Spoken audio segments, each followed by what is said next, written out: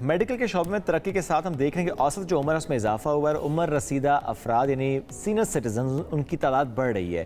2020 تک 60 سال سے زائد عمر کے افراد کی تعداد 1 ارب تھی اور اندازہ ہے کہ 2040 تک یہ تعداد 1.40 ارب تک پہنچ جائے گی۔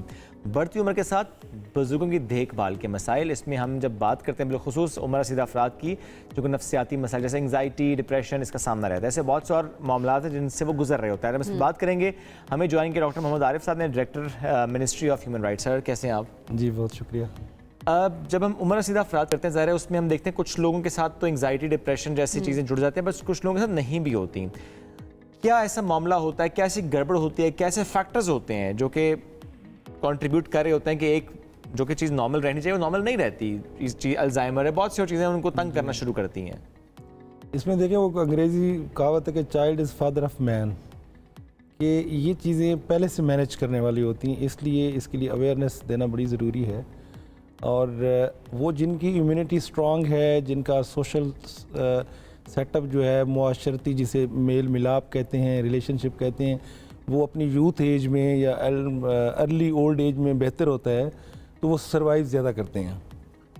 سیکنڈلی آپ کی غذا پہ بھی منحصر ہے کہ آپ کی ڈائٹ کیسی رہی اور آپ کا ورکنگ آورز کس طرح رہے، آپ نے اپنا ٹائم کیسے سپینڈ کیا، تو اس کے مطابق ہی آپ کی امیونٹی بھی اسٹرانگ ہوتی ہے اور آپ کی ریزسٹنس جو ہے مزاحمت بیماریوں کے خلاف، سائیکولوجیکل ڈس آرڈرز کے خلاف وہ مضبوط ہوتی ہے۔ لوگوں کا ایک وجہ تو یہ رویہ، ہے ڈسکریمنیشن، لوگوں کا رویہ ارد گرد جو ہم دیکھ رہے ہوتے ہیں کہ بزرگ ہیں، بعض اوقات ہم کہتے ہیں ایکسکلوڈ کر دیتے ہیں ڈسکشن سے، فیصلوں سے، فیملی کے اندر سے یہ چیز شروع ہو جاتی ہے کہ یہ تو بوڑھے ہیں، اب ان سے کیا پوچھنا، کسی اور کی بات۔ لیکن ہاں کچھ جگہ پہ ہم فیملی سسٹم ہمیں بھی دیکھ رہے ہوتے ہیں کہ بزرگوں کی سب سے پہلے سنی جا رہی ہوتی ہے۔ جہاں نہیں سنی جا رہی ہوتی وہاں پر کون کون سے نفسیاتی مسائل سامنے آ رہے ہوتے ہیں؟ ایگزیکٹلی، سب سے پہلے تو وہاں پہ جب آپ کو فیل آف ریجیکشن آتی ہے کہ آپ کو کوئی سن نہیں رہا، آپ کے ایموشنز سپریس ہوتے جاتے ہیں، یہ ڈپریشن کی طرف لیڈ کرتے ہیں۔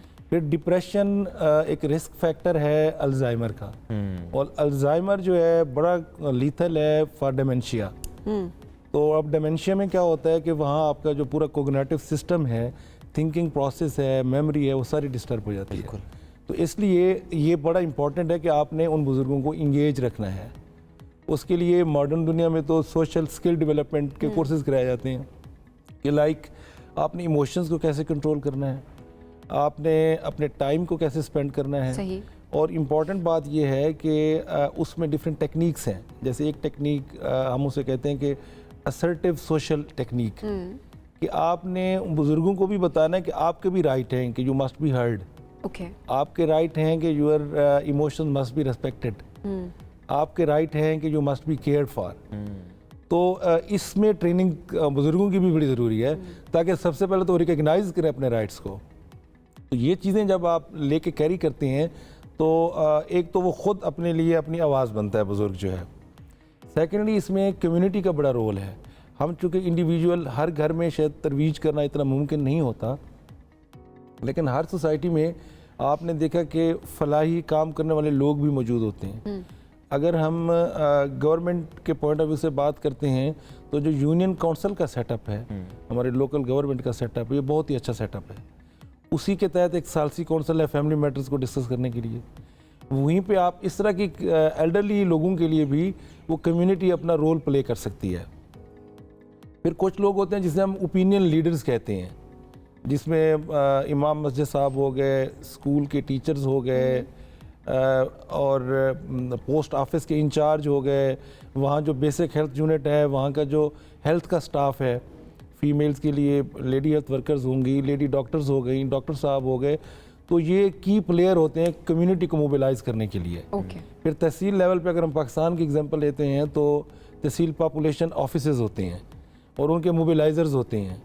تو ان لوگوں کو میں کہوں گا کہ وہ اپنا رول پلے کریں، جو ایلڈرلی لوگ ہیں، جو بزرگ لوگ ہیں، اس کے لیے کمیونٹی کو سینسٹائز کریں کہ کیوں ان کی کیئر بڑی ضروری ہے۔ سب سے امپورٹنٹ یہی بات ہے کہ آپ اویئرنیس تو جنریٹ کریں نا، تاکہ لوگوں کو پتہ چلے کہ، اور اس کا جو ڈائریکٹ بینیفٹ یہ ہے کہ جیسے بہت سے لوگوں میں شاید وہ شعور نہیں ہے یا وہ ادراک نہیں رکھتے، اور وہ سم ٹائم بزرگوں کو بوجھ سمجھنا شروع کر دیتے ہیں، اور وہ ٹائم پہ ان کا علاج نہ کر کے، ان پہ توجہ نہ دے کے، تو بطور اٹینڈنٹ جو ہے اپنے لیے بھی پھر زیادہ مسائل پیدا کرتے ہیں، اور اس بزرگ کے لیے بھی وہ زیادہ مسائل بہت کی وجہ امپورٹنٹ بنتی فیکٹر ہے کہ نارملی جب ڈاکٹر کے پاس بھی جائیں ڈاکٹر نہیں جو ایج ریلیٹڈ ہے جی ایج ان کی ایسی ہو گئی تو پھر جو اٹینڈنٹس ہوتے ہیں جو فیملی ممبرز ہوتے ہیں وہ بھی اتنا زیادہ ان کو ہاسپٹلس نہیں لے کر جا رہے ہوتے, چیک اپ نہیں کرا رہے ہوتے, اتنی کمپلائنس نہیں کر رہے ہوتے ان کے میڈیکل کنڈیشنس کو دیکھتے ہوئے.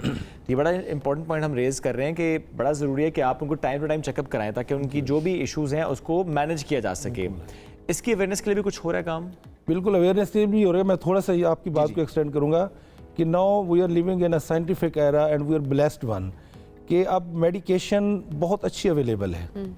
اب بزرگوں کو وہ خطرہ نہیں رہا کہ ان کو اگر کہ میڈیکل پرابلم ہوا تو وہ شاید سالو نہیں ہو سکے گا, لیکن جو اصل ڈینجر ہے, جو خطرہ ہے, وہ ان کو جو سوشل رویے ہیں ہمارے معاشرتی اس سے ہے. سوشل ایڈجسٹمنٹ یا جسے سوشل اڈیپٹیشن کہتے ہیں اس کی ضرورت ہے. اس میں ایک یہ بھی ہے کہ انہیں فائنینشیل معاملات سے تھوڑا سائڈ پہ کر دیا جاتا ہے گھر کے, اسپیشلی وہ فائنینشلی ڈیپینڈنٹ ہو جاتے ہیں. آپ دیکھیں نا کہ جو ولنریبل پاپولیشن کو اگر اوور آل دیکھتے ہیں جس میں بزرگ ہیں, خواتین ہیں اور بچے ہیں, ان تینوں کو ہم ڈیسیژن میکنگ سے آؤٹ رکھتے ہیں.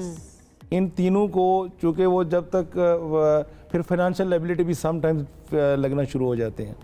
اور اس پہ اگر آپ ادب کی دنیا میں جائیں تو لٹریچر میں بہت کچھ لکھا گیا ہے, پوسٹ وار لٹریچر اسپیشلی, اور death of a sales man ایک امریکن رائٹر کا بہت اچھا وہ ناول ہے, وہ اسی تھیم پہ بنا ہوا ہے کہ ایک وہ بزرگ ہوتا ہے اور سیلز اور مارکیٹنگ کا کام کرتا ہے ان ہز یوتھ لائف جو ہے وہ بڑا ایکٹیو ہوتا ہے, کمپنی بھی اس کو سر پہ بٹھاتی ہے, بچہ بھی سر پہ بٹھاتا ہے, فیملی بھی. تو when he is going to be age of retirement تو وہ پھر کمپنی کو بھی وہ بوجھ لگنا شروع کر دیتا ہے اور وہ گھر والوں کو بھی اور بچوں کو بھی. تو یہ ایشوز اس لیے آتے ہیں کہ آپ کا وہ جو سوشل اویئرنیس نہیں ہے اور اس کی بڑی ضرورت ہے. دوسری بات یہ ہے کہ ان بزرگوں کے لیے آپ نے کوئی الٹرنیٹو چیزیں بھی ڈھونڈنی ہیں. جیسے میں پہلے کہہ رہا تھا نا کہ سوشل سکل آپ نے دینے ہیں کہ وہ فارغ اوقات میں کوئی چیز کرتے رہیں. اور حدیث پاک کا مفہوم ہے کہ کہتے ہیں کہ ایک دفعہ ایک نبی پاک صلی اللہ علیہ وسلم گزرے تو ایک صحابی بیٹھے ہوئے تھے, کچھ بھی نہیں کر رہے تھے, تو آپ نے ناگواری سے گزر گئے. دوسری دفعہ وہ آیا تو وہ تنکے سے زمین کھود رہے تھے, تو آپ مسکرائے اور آپ نے کہا وہ خالی بیٹھنے سے یہ کرنا بہتر ہے, کچھ نہ کچھ کرتے رہیں. ایگزیکٹلی. تو وہ سوشل سکلز ڈیولپ کرنے کی بڑی ہمارا مائنڈ سیٹ بھی ویسے چینج ہونا چاہیے. ریٹائرمنٹ کی طرف جاتے ہیں تو انفیکٹ بچے بھی یہ کہنا شروع کر دیتے ہیں کہ نہیں آپ رہنے دیں, ہم ہیں کمانے والے, بس آپ ریسٹ کریں. اب انسان کتنی ریسٹ کر سکتا ہے, ایون بچوں میں اس شخص کو جس نے تھرو آؤٹ جو ہے وہ کام میں وہ اپنے آپ کو مصروف رکھا. ایگزیکٹلی. ایون کہ بچوں پہ جیسے میں نے کہا کہ child is father of the man, کہ بچوں میں ہی آج سے اس نے بوڑھا ہونا ہے.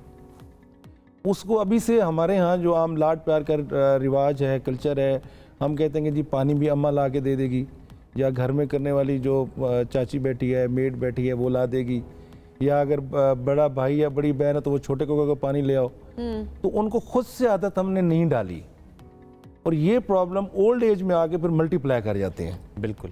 پھر وہ بڑی لائبلٹیز کی شکل میں سامنے پہلے سے ہی مینیج کرنا ہے, ٹائملی مینیج کرنا ہے. ایک تو ظاہر ہے جب ہم ٹائملی مینیج کرنے کی بات کریں کہ جب وہ سیج کی طرف جا رہے ہوتے ہیں تو پہلے سے ہی میڈیکل کنڈیشنز کو دیکھتے ہوئے چیزوں کو مینیج کرنا, اور اگر اس سے بھی ہم پیچھے جائیں تو آپ کی جنرل جو روٹین ہوتی ہے اس میں آپ کا کھانا پینا, آپ کا رہن سہن, آپ کا سوشل سرکل ویسا ہونا چاہیے کہ پھر جو بڑھتی عمر میں خطرات ہوتے ہیں نا ڈیمینشیا کے, الزائمر کے, یہ رہیں ہی نہ.